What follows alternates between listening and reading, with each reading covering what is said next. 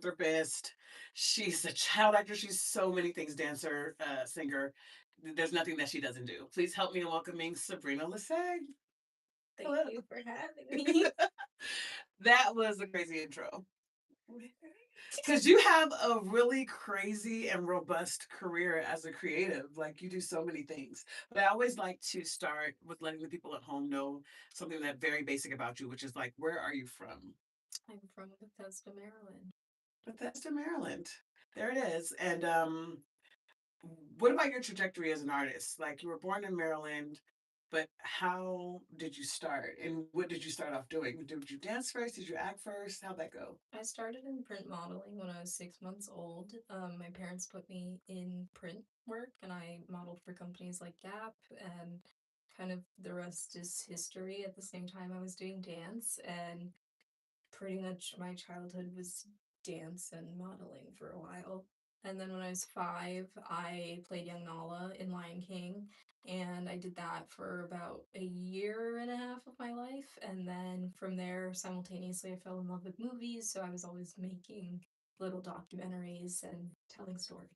That's hilarious. Our producer's faces when you say Young Lilo Lion King, like the Lion King, Yes, the big production yes, in New York City. yes. That's a huge deal.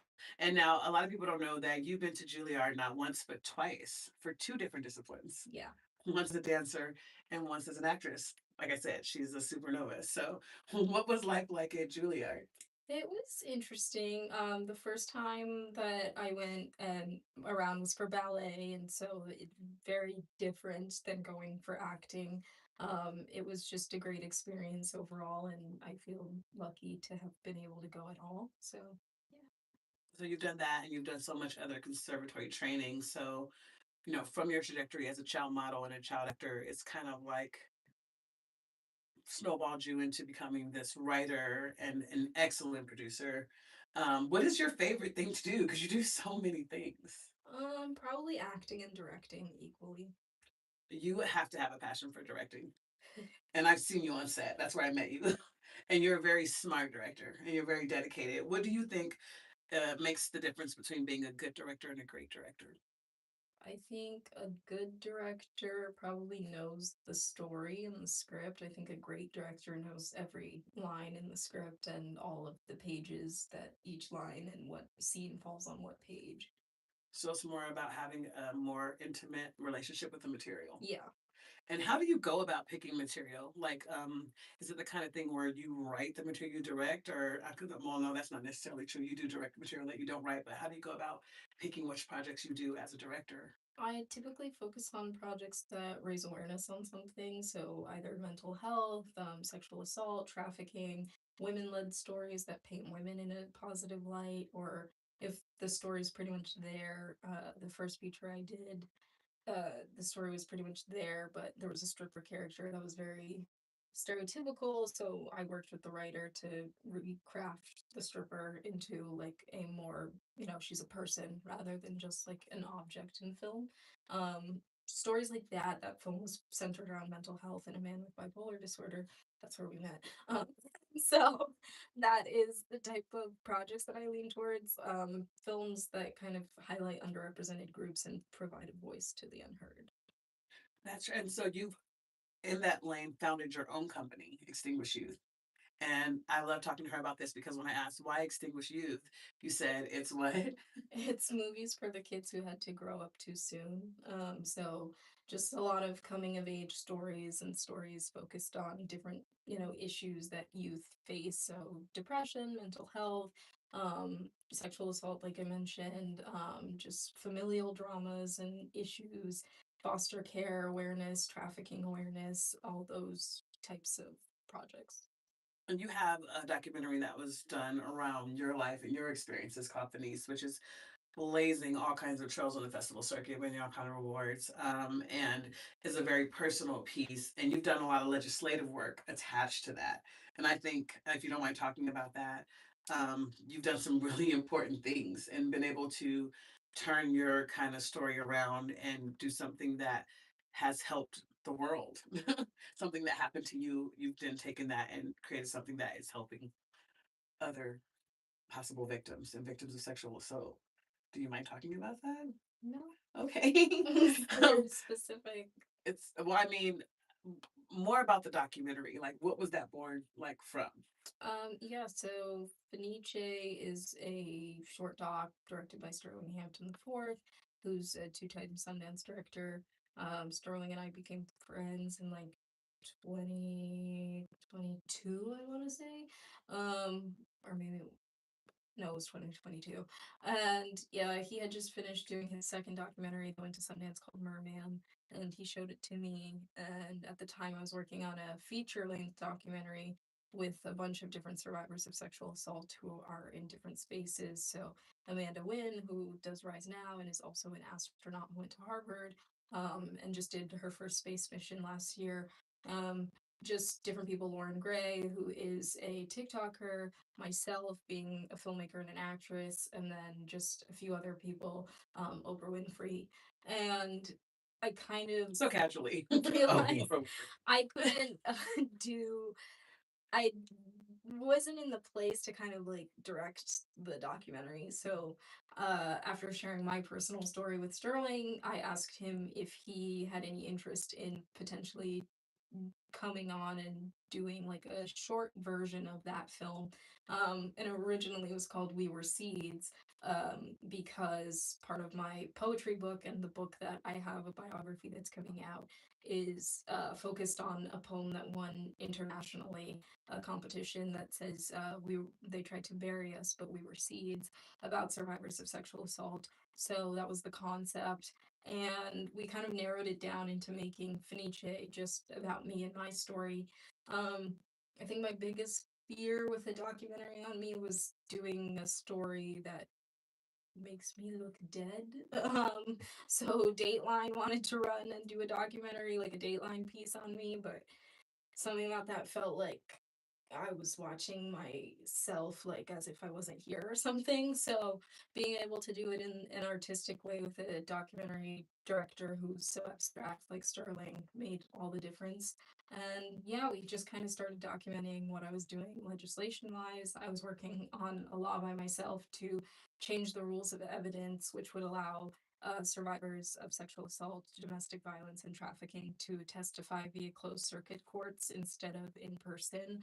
So we started working on that with different senators and flew to DC to testify in front of Congress about it. Simultaneously, I was in the Rise Now lab with Amanda Wynn, and on Team America, we worked to pass the Survivor Bill of Rights in each of the states.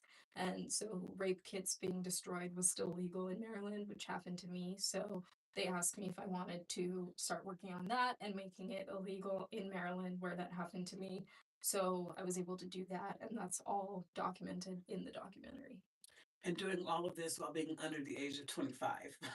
So I often think, what are you doing with your life?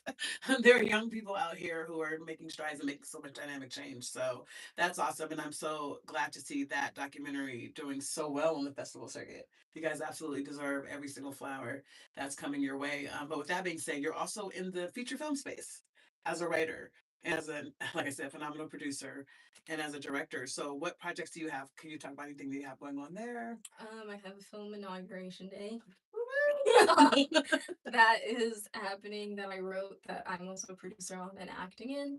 And then just a few other features that are coming up, that I'm producing and acting in, or wrote and I'm acting in, or wrote and I'm producing and acting in. So yeah. That's great. And then you're also doing some TV stuff, Yeah. all simultaneously while like fighting, doing legislation, and all these things. And so you're thinking about doing some stand up too, Yeah. maybe, Yeah. because you do poetry, right? Yeah. So it's like all in the world. You do so many things. What is your favorite thing to do of all the things that you do? Acting and directing. Acting, directing. I think that's what you said. I think so. That's the thing. Acting first. Equal? Equal with directing. Yeah. You have to really care about like the whole of the project and direct, which is something that is like crazy. And so, but you're here in LA now. You've lived in New York. You've worked in New York. What was the trajectory like getting to LA? How that happened? My undergrad school had a campus in New York and a campus in LA, so I transferred to the LA campus.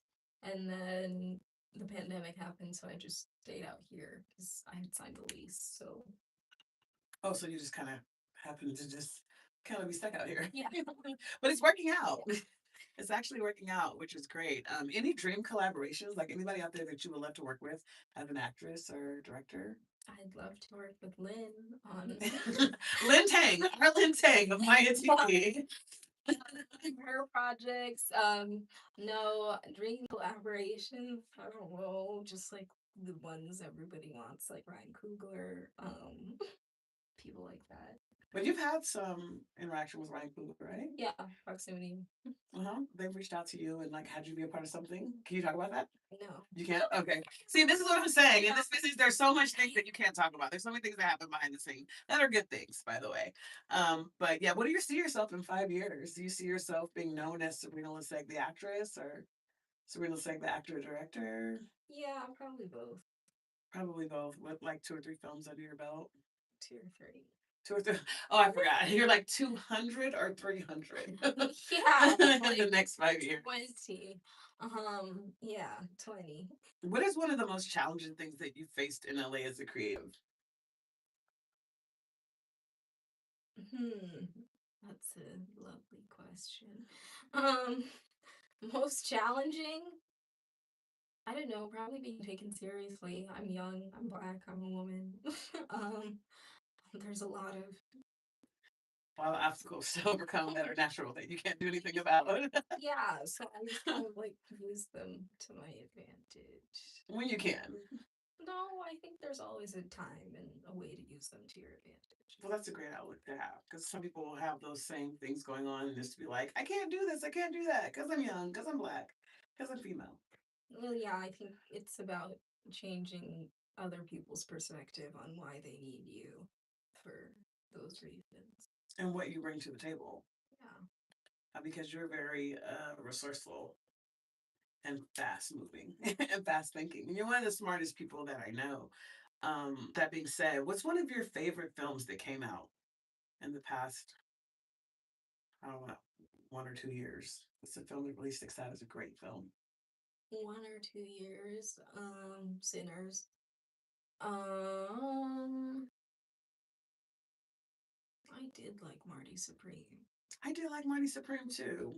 We didn't like a lot of the press surrounding it towards the end. I didn't like kind of, tapered off during the award season, but it was a great film. Yeah, those two probably. Were two of the good ones, right? Yeah.